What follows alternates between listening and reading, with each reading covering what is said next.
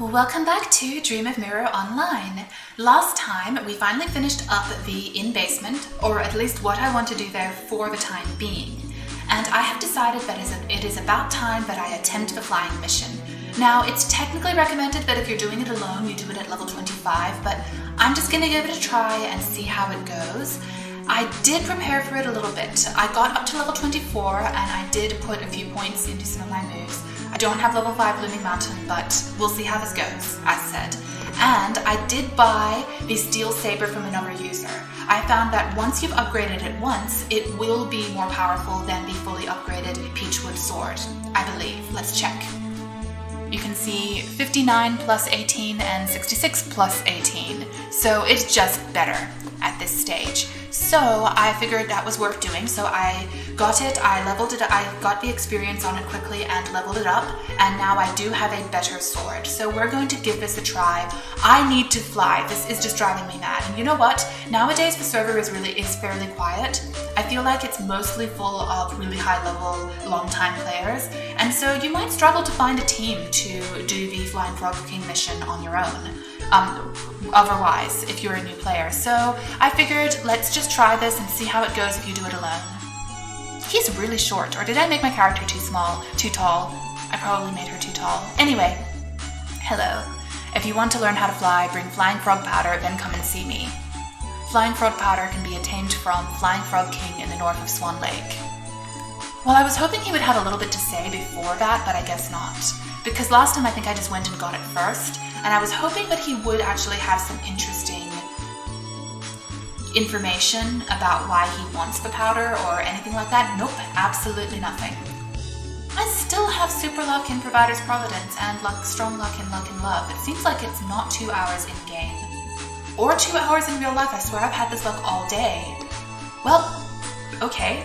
Anyway, we need to head to the north part of Swan Lake Basin, which you can access through Eversun North. And actually, you know what? I am just gonna talk to this guy. Ouch! Is there a kind soul who'll offer their help to a person in need? Because he gives you a letter for the Darkdale Elder, and he will then give you quests in the Copperhorn area. So I feel like that's worth picking up. What happened? Your injuries look terrible. Ouch. Oh, don't try to talk. Let me look for a vitamin B pill to treat your wounds. I don't have any of those because first aid is better, but we can't use that, so we can go to the drugstore, which is all the way down there. Of course it is. Oh well, let's go do that and get the vitamin B pill. Why is my character trying to auto-walk this way?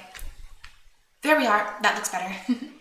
But I figured I might as well pick that up since I'm walking right by him. Do it before I forget.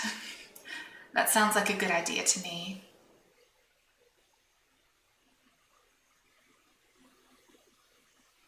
So yeah, I cannot promise that I'm going to succeed at level 24 with this mission. I don't really know what that will look like.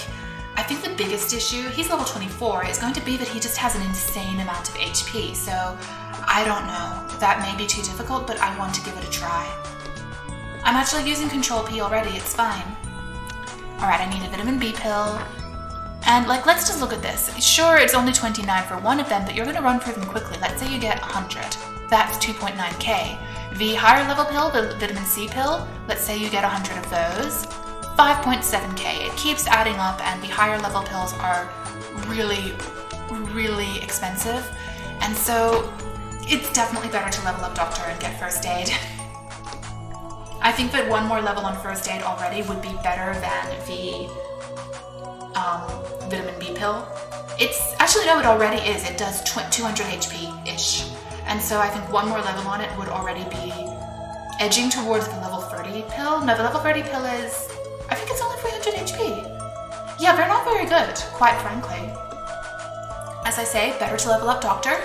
Only problem is NP. Some jobs don't have a lot of natural NP or NP recovery, so you might struggle with NP healing yourself in certain jobs, but overall I think that it is much more worth it to just do it that way. And I've ignored him so many times, I might as well just help him out now. And I will be going to Darkdale, Copperhorn and Darkdale probably next episode. Here we are. Here, let me treat your wounds first. Thank you so much for your help. I feel much better now. So, how did you get your injuries? It's a long story. I'm a merchant and travel between Eversun City and Darkdale to make my living. I was passing by Grizzly Garrison on my way to Eversun City, and I overheard the bandits' plan to increase their power and influence at Copperhorn Mountain. I was being careless and the bandits discovered me. I got injured whilst escaping from them. Fortunately, I made it to Eversun City in one piece, but now I'm beginning to worry about the safety of Darkdale. Can I entrust you to deliver this letter to the Darkdale Destroyer? It's extremely important, so you must deliver it in person. Not a problem. You can count on me. You just worry about resting and making a full recovery. I thought you did this for the Darkdale Alert. Whatever. Darkdale Destroyer. He has the quests, I think. Whatever. I know I need to do this. The point is, this is actually important. You do need to do it. Even if I don't remember all the details, I will look them up before I go try to do it so I can give you better information. But it is something that's useful to do. I think that there are some quests you can do after you have done that. I think he asks you for help in the Copperhorn area and gives you some quests. Because there is not someone like Sasha who is in Copperhorn Mountain who asks you to do quests. There's just the assault officer who just gives you a note and says, beat up all this stuff. He's very, very taciturn. He never says a word.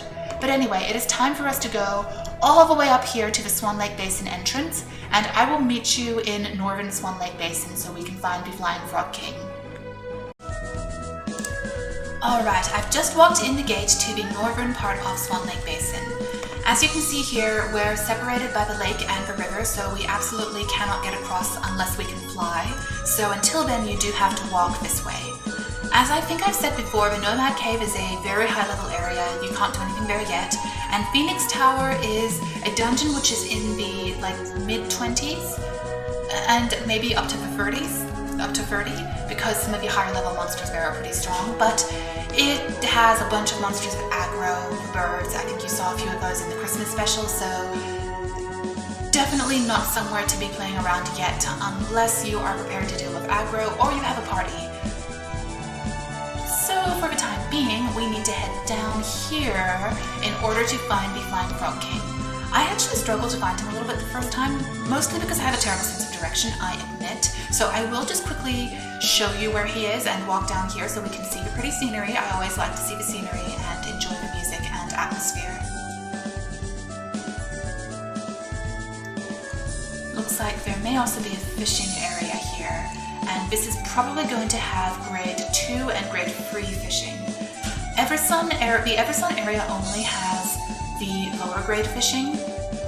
Collection materials, it has level 1 and level 2, and that's it. Everything else you can't do in those areas. And I'll have to show you at some point the maps for it. They have different parts of the collection area which will have the different grades of collection, so you do need to keep that in mind. You know, I don't believe I ever got the recipes that are in the north. That's something I should probably do as well. Here we are. As you can see on the map, we are approaching the area where the Flying Frog King is. There's also the fishing merchant, okay, and the recipe pot should be somewhere around here as well. Here's the Flying Frog King, and I did not get the recipe pot. This area is a little bit twisty because you can see there's a lot of little inclines and you can't always see exactly where you need to go around. It's like the Pokemon ledges. Here we are, this is really close. So that is the final recipe in Swan Lake Basin, besides the silver shoes which are near the Neptune's temple. And you know, I think I said Water Master in the Swan Lake Basin episode. I apologize, it's the Rain Master, of course. But anyway, I feel very silly for that, but you know what, I've been recording these at lightning speed. I've probably been pushing a little bit too hard and my brain is like, ooh, too much information about the game and about everything. So here we are. I'm a little worried, but let's give it a try. Okay, he looks interesting. Ugh. Hi. Anyway, I need to just buff myself. I don't know if I can do this, but we'll give it a try. Let's see, Razzle Dazzle, and anything else will have to wait until I'm actually in the fight because they don't have a long duration. Okay, let's give this a try. Fingers crossed. I don't know if this will be enough, but we'll give it a try. I'm ready, I guess. I'm not sure if I'm ready, but let's just pray. I do have an empty space in my backpack, that's fine. Okay, So here we are, we have a better view now. He is level 20, so I may be okay. I'm gonna put a heat stroke on him and lower his magic attack. Raging Torrent is gonna do a big fat lot of nothing because it's his type. Boundless Bomb leaves, and then there we are. Okay, that's not a lot. He has like over 30k HP, so it's going to take a bit. But you know what? He's not hitting me a lot anymore at level 24. So I probably could have done this last level, quite frankly. I feel like that probably would have been fine. But here we are. This is honestly going okay. So YBRG, but the combo bonus will help as well. Yeah, this is going fine. I probably could have done this a couple of levels early. It's mainly that you really need to be able to deal more damage to him because he is very defensive. So, not even so much of his defense stat, but he has a lot of HP. So, yeah, that's definitely a case where I'd say, yeah, I do feel like doing this at level 15 as a team is a bit dicey. You might want a couple more levels. But, yeah, this is fine. Okay, I really could have done this a couple of levels ago. I probably could have even done it at level 22. Okay, maybe not 22. Definitely 23 would have been fine. But it's okay. This is going really well. And now I can show you that it is totally feasible to solo it. He's actually not that difficult. I think 25 is an overly generous estimate of how high a level you need to beat him based on this. I think 22, 23 is probably fine. And you can get to that level in places like the Inn Basement and the Feral Family Crypt in Eversun area and never even have to go further out and worry about flying. I obviously wanted to craft my own armor, so that did take longer, but yeah. Well, okay, you do need the level 20 armor at Darkdale. Anyway, I do think this is perfectly feasible. It's honestly kind of tedious. Feels weird to say, but it's not hard at all. He's not hitting me. Of course, I have decent agility, and Razzle Dazzle also will lower his accuracy, but still, he's not hitting me. I'm just barreling away at him, and it just takes time. I know I'm battling, but what am I supposed to say? This is going really well. G, and we have the super combo. Oh, I could have lowered his physical defense first. Oh well. Yeah, this is going great, and I have plenty of MP. I'm definitely running through it, but I mean, I'm over half, and he's nearly dead, so yeah. Okay, now I can tell you. Level 22, level 23 is probably a good time to take on the Flying Frog King if you don't have a team to help you. You should be able to handle it just fine. Maybe not if you're a doctor. If you're a magic user, maybe that would be a bit more dicey. Okay, am I in that area? No, you need to be in this little magic thing. If you don't get in there, then you'll fail the mission. And that would be very annoying. So here we are. Frog King, croak. Frog King, ribbit. Sorry, sir, but I have to do it. Alright, I got the flying frog powder, and now I can go back to Eversun, and I am definitely just going to teleport there. Good thing I have my revival portal penny. And we can go talk to Randy Charleston. Is that name a reference to something I don't recognize? It seems likely.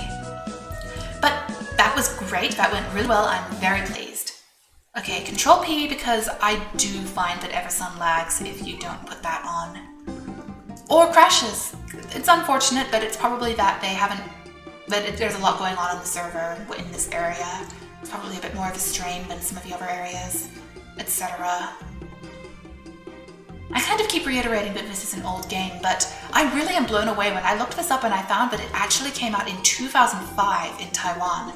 I mean, for a PC game that's this detailed to come out in 2005 is really incredible. I did once see something on eBay, someone was selling a physical disc of it, so I guess instead of downloading it, you could actually buy the physical disc in order to install the files on your PC, which makes sense, people didn't have such good download speeds nowadays, so downloading like 2+ gigabytes of the file. Why is he so small in comparison to our characters? Did I make my character too tall? Anyway. The fact is, I've done something unfair and deceitful to Flying Fairy. Flying Fairy... Flying Fairy's... a fairy from heaven. Oh no, I'm so sorry. Flying Fairy is a fairy from heaven. Much earlier, when she was taking a bath, I stole the shoes she uses for flying. As a result, she can't return to heaven. I also tried to bribe her to marry me. And then? I told her how I felt and promised to return the shoes to her, but she just left and never returned. I'm ashamed of myself. You must think I'm despicable. But if I hadn't done it, I couldn't have kept her here. So, what do you want from me? I want you to ask her how she feels about me and see if she'll accept my love. I can't fly. How will I ask her? It doesn't matter. Your flying frog powder will let you fly freely. I have used my special powers to make flying frog powder fuse with your body. You have to open the Commoner Skills window and select Flying to begin flight. When you want to land, you have to fly to the ring of light shown as an inverted blue triangle on the map, just like the ring of light in front of me. Right there. Then on the speech bubble, you'll see the landing button. Press it once and landing will begin. Use the trainer flying sword I gave you as a flying tool and then go find the flying fairy. When you've found her, come back and see me. Okay, I think he did just give me that. And I actually do like to keep the training flying sword. The reason is because you normally use your weapon to fly, but if you don't have a spare weapon with you and you have your weapon equipped, you can't fly. And flying is something you can actually do to get away from some of the very dangerous enemies that might try to murder you on the field. It is extremely useful to just add a shortcut for flying here. And now I can click flying. And you can choose between these swords that are available, and I'll just use the trainer flying sword. At the moment, our flying speed is at the lowest, of course, but here we are, we can now fly. In order to fly, you can use the arrow keys to change your direction, and you just need to hold down, also you can go up and down, and then you can hold the left mouse button in order to make your character fly. So here you are. Now the flying fairy is not very high up. I can't remember exactly how high she is, but she is nowhere near at the top speed you can fly at. So keep that in mind. I was looking for her way too high up in the past and I could not see her at all. It was honestly quite funny. I was like, I can't see her anywhere. She largely flies in a circle around this area, around the main square of town, and you can also sometimes find her at the planetarium. In fact, there are snowmen up there. That's precious. But anyway, you can find her around here. In fact, you could probably just wait for her to show up at the planetarium area if you are a little not in the mood for chasing her. But you can see you can go way higher up, and she will not show up at this height. So let's go down again. I think it's more like 150 to 200 where you'll see her. So I'm definitely too high. Let's descend, and now we need to just see if I can find her. Keep going flat. So she runs in about a circle around here. I forgot to get the visual for this up. I apologize, but hopefully I can find her. I think she can show up on the map. I thought I saw something. Not her. So I'm just gonna have to keep looking for her. And you can also see her on the mini-map. She will be yellow and a yellow moving dot instead of a stationary dot the way that the others are. So it is possible to track her down that way, but I'm definitely not very good at this mission, so please bear with me if I am doing a terrible job. So far I don't see any dots. And you also can auto-fly just like you can auto-walk, so that is a very good feature. It makes it much easier to get around the different locations. You can just auto-fly to where you need to go, ascend, and you can fly directly into the gate.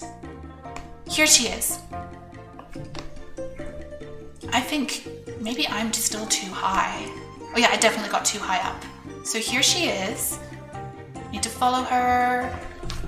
There she is. There's the flying fairy. Now, this is the only time you see her, and I'm not very good at controlling this, so I apologize. What do you want?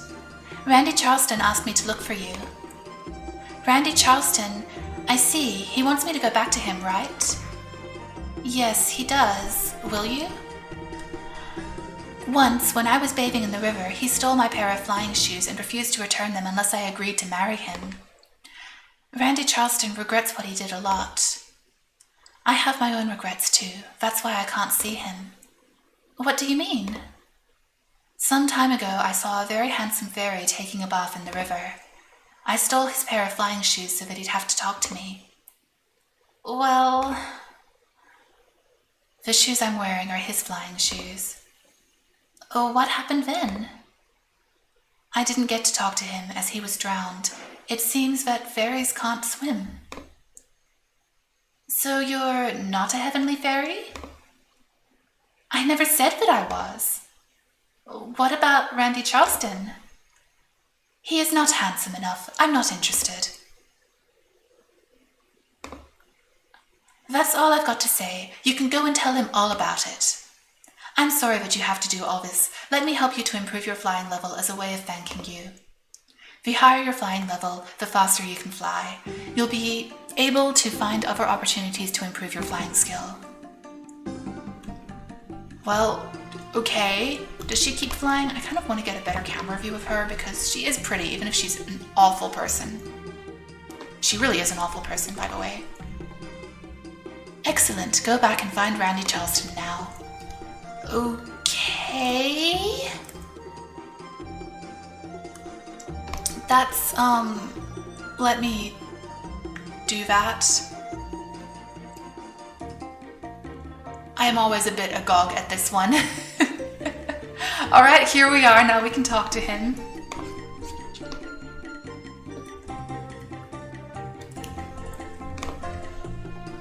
Well, what did she say? She felt that she must hate me a lot.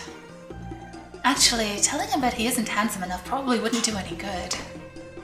She said there's no way that she can forgive you. I understand. Maybe if I read more and did more good deeds, I'd have a chance with her. Perhaps. Despite the outcome, I still want to thank you for your help.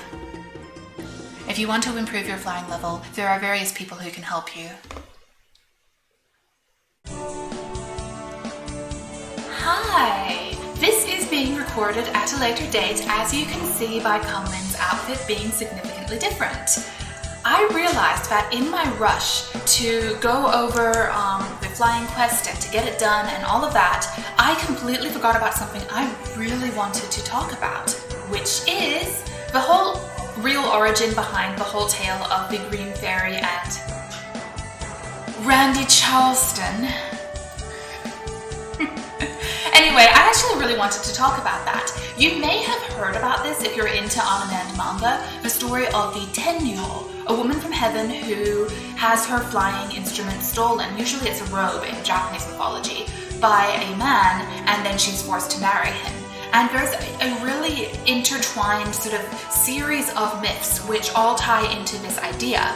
And I kind of dug into it a little bit, and I thought it was really interesting to just talk about some of the basics. So the first thing is the term, let's see, did I put it up here? Yes. So this is what the term is. Specifically, this is referring to women like the Green Fairy. In Chinese, it's Tianyu, which literally means heaven and woman, and in Japanese, the pronunciation is Tenryou. You can see that it is the same word, it's just in Japanese pronunciation instead.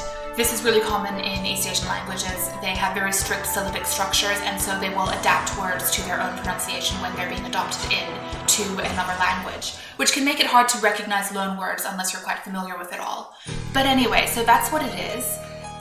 The gender-neutral form, of course, is Tianren, or Tennin in Japanese, which just means heaven in person. That's what the silks are called. So that's what it is, and I did want to look. Here is the Wikipedia page on Tennin, which is the Japanese version of a myth. You were probably maybe familiar with this from the manga and anime Ayashi no Ceres, or Ceres Celestial Legend by Watase Yu. That was quite famous back in the 90s and early 2000s, and it dealt with that theme a lot. But what I could find when I tried to look into what the Chinese origins of this myth might be was actually the tale of the cowherd and the weaver girl, which is related to the festival of Qixi, I believe, unless I'm misremembering it. I talk off the cuff when I do this, and I sometimes get things wrong. I apologize. So it's the cowherd and the weaver girl, Zhu Nu, and Niu Lang, the cowherd. Actually, Niu means cow, and Lang is like a term for a man. Like, I don't quite know how to describe it. Actually, actually, some wives call their husbands that. Like, not literally like that. They'll use like the surname and then Lang. Or in Tianguan Si Fu, the novel, the main character calls his eventual husband San Lang because he is the third son in his family. So there's a certain, like, not necessarily flirtatious, but it can be used in a flirtatious connotation. So you can see, if you're familiar with the tale of Tanabata, this is very similar. But there's actually, if you look at, and I should link to it, look at Wikipedia, the tale of the cowherd and the weaver girl is actually a bit more complicated. Niu Lang actually stole the flying, I believe it was flying shoes, which Zhi Niu had. She was a flying fairy from heaven, and basically forced her to marry him. It's kind of dark, and you can see how that led into the Japanese tale. You know, this is so small. Let me go grab this and make it bigger if I can. I apologize for that. Ta-da! That's too big. There we are. The Japanese tale of the Tenyo with her Hagoromo, which is stolen, and she's forced to marry the man who stole it. That man is a fisherman. I believe there's a Korean version of this myth where the man who steals her robe, is it a robe or is it flying shoes again? There's a Korean version where it's a woodcutter, and there are actually some Korean manhwa about that. I think that the English versions, unfortunately, are out of print because they were published by Tokyopop, but back in the day before they went out of business and then rose from the dead. So it's a story which is all across East Asia, and if you compare here, this is the tale of Tanabata, and you can see that it is significantly different in some respects to the original Chinese tale of the cowherd and the weaver girl. A major factor is that they both are residents of heaven, and this is actually a arranged marriage between the two of them, between Orihime and Hikoboshi. And so this is drastically different because there's no stealing of her flying implements, there's no forcing her to remain on Earth with him, there's no consent issues, it's just a romance. And the villain of the story is Tente, the king of heaven, who forces them to be apart. It's drastically different, and I really do have a suspicion that the original tale of the cowherd and the weaver girl essentially split in two in Japan and became the tale of Orihime and Hikoboshi, and then also the tale of the Tenyo and her Hagoromo and the fisherman who steals it from her. Some of these elements have been kind of split up. There's the forced marriage on one side, there's the star-crossed lovers on the other side, and there are significant differences. For instance, I think the Japanese tale of the Tenyo and her Hagoromo is a lot less romantic. There's a real element of non-consent to it. It's very interesting to me to see how that sort of shifted. And there are also other tales about women from heaven, which also occur both across Japan and China. And I have not done a huge deep dive into it. I've done basic research, and it's something which you could dig into in much further detail. The first story I found about this is the tale of the singing girl Sue, which was recorded in a very old book of short stories, essentially, and it's about a very famous singing girl who is invited to some big event and she doesn't attend, and then she says that she's this ephemeral woman and she vanishes. It's very, very short. It's actually a single page. And later, this became the inspiration for a Chinese erotic novel, I believe in the Ming Dynasty. A lot of the famous erotic novels are from the Ming Dynasty, called the Su Pian, where Su is the concubine of I think he's a nobleman, and she eventually does actually return to the moon, which is where she is from, and she brings her husband with her. That might sound similar to you to the tale of Kaguya-hime in Japan, of the princess who is from the moon and eventually returns to the moon. I don't know if these stories are directly related or if they just emerged organically separately, except for the Su Pian, which was obviously based on the earlier tale. It's named after it. But it's very interesting. So the tale of the woman from the moon, to me, has some similarities to the tale of the woman from heaven. Not exactly the same, but they're sort of part of the same tradition, you could say. I'm counting these as separate to the tale of Chang'e, the moon goddess, because she wasn't originally from the moon. The fact that these are women who are from the heavens originally and are forced to reside on Earth for a time is what kind of connects all of them. And I found that the tale of Randy Charleston and the Green Fairy was a really funny little twist on that. The fact that this woman is not possibly originally from heaven and instead has actually stolen those shoes from another fairy herself and then becomes victim to that theft from Randy Charleston, it's very funny. I've always found that a really amusing tale, and there we are, that was what I wanted to talk about. I am a giant nerd. Have I mentioned that? I grew up with a lot of East Asian media, TV shows, books. I know I have a giant box set in my house, which I got when I was a young teenager, of The Journey to the West. Been a long time since I've read that one. I grew up with a lot of these tales, and I find it really interesting to dig into their origins and how they all interconnected and how stories have emigrated across East Asia, and a lot of them originate in China, but sometimes things will come back. They'll feed off of each other. So I find that really interesting. For example, I think that some modern depictions in Chinese media of foxes are more based on the Japanese version, because the Japanese foxes are much less manipulative than the Chinese foxes. And meanwhile, over in Korea, foxes eat people. I don't know. The Korean kumiho is very brutal. More of a horror creature instead of a woman who marries men and all of that. In fact, mentioning the foxes, the tale of a fox who marries a human, who takes human form and marries a human man and has children with him, is very common as well. The Japanese version of it is interesting because it usually ends in this woman being discovered somehow, either by her husband or one of her children. And when that happens, she inevitably has to leave the human world. She can't live in the human world once her identity as someone who is not a part of it is discovered. It's a very recurring trend, as you can see with these celestial women who then have to return to the heavens. It's very interesting for me to dig into these things, and it's so fun to play Domo and see all of these things in a game. To see a video game and recognize this stuff and say, I know that thing, I recognize it. It's so fun. So I just wanted to talk about that, and I thought I would have that chat while hanging around the flying poo-poos. Fly, flying poo-poos, I'm sure you can do it. You can learn to fly. Alright, there we are. Giant nerd session over.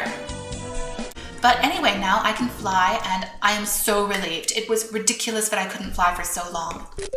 At this point, I am very tempted to just do a little bit of flying around Eversun and just have fun with that, because honestly, this has been a whole thing to get to the point of being able to fly. After I can fly, I'm probably just going to want to... In fact, let's just get rid of the map and the hotkeys and close this up as much as possible so that we have a nice view of Eversun as we fly around, because it is a very pretty city. But I'm very relieved to finally be able to fly, and here we are. You can see all of the scenery that you normally would only be able to see from the ground, and you can get a really good and lovely view of everything from here. I'm very excited to be able to fly. It's going to make travel so much easier. As I've said, there is an auto-fly feature. I'm kind of thinking, and I'm not going to do it right now, of doing a sort of flying tour of some of the main cities and areas on the map, because I think that would be really pretty and interesting to just get a lovely view of them. And I won't talk during those, they'll be short mini episodes, so you can just see what everything looks like. But for now, we're just getting a quick preview of some of these areas, and then I will probably just quickly show you autofly. Some items are solid and you'll go over them, and others don't actually have a solid model, so you will not. And there are areas you can't walk to, but you can fly to and just see it, I guess. Can I go behind here? No, I'm stuck. And of course, the city wall is the limit of the Eversun City area. You can't actually go beyond them without going through the area teleporter. This is not an open world game. Can you imagine an open world game in 2005? But I will definitely show more of flying in the future. At this point, I think what I want to do for the next episode is finally get into the Copperhorn area. What I'm going to do, I think, is switch to Thief, since I got the qualification for that, and level Thief up enough that I can actually... and just level Thief up in Copperhorn. I'll first have to just do a tiny bit in Swan Lake Basin, but yeah, that's my goal. I want to get Pilfer so that I can start stealing the recipes for weapons, because they're much better when you craft them than when you buy them, and I think that would be a very good thing to do. Let's see, where is the last landing pad in the city? Is over here. But I'm just going to show you this. Normally, if you want to go do things, you have to land on one of the landing pads, but you can just fly directly through the portal, and so that makes it much easier to travel. You don't have to wait and land. You can just fly right into this, and it will take you to the next area. So I can finally fly. What a relief. I really probably could have done it a bit sooner than I did. The Flying Frog King is not very tough. He just has a lot of HP. Lesson learned. I would recommend doing it in the early 20s, like 22, 23 sounds good. Unless you're a very squishy job, maybe. I'm not so sure how a doctor would handle that. Don't do it as a doctor. But at this point, the world is really opening up and there's a lot of stuff you can do with that while being able to fly. For example, you can actually fly directly over the map and not have to worry about enemies which aggro. So I could go all the way to Collington now, which is the third big city. I could even go to Big Beam. I could go anywhere. I wouldn't really benefit from going to Big Beam yet, but I could. So it's really great to finally have access to flying, and at this point, I think that is enough for one episode. I know it was a shorter episode, or it might have been, I'm not sure how much I babbled, but I think that's enough for me. I am ready to take a break and come back tomorrow and do some leveling up as Thief. We can finally see that job and see what it's like to pilfer items. As always, thank you so much for watching, and I'll see you again next time. Until then, bye!